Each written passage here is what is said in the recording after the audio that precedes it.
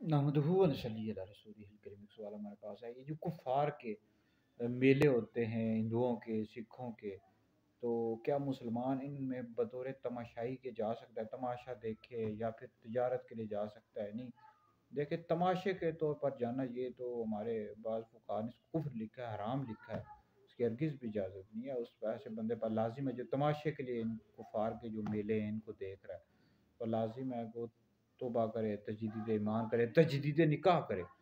اگر تجارت کے لیے جا رہا ہے، خرید و فروخت کے لیے، پھر بھی اس کو چاہیے کہ وہ اپنی دکان ایسی جگہ بنائے کہ ان کے ساتھ اس کی شرکت نہ ہو، علیحدہ کسی جگہ بنائے۔ تو پھر بھی احتیاط کا تقاضا یہ ہے کہ نہ جائے، خرید و فروخت کے لیے بھی وہاں پر نہ جائے ان کے میلوں میں۔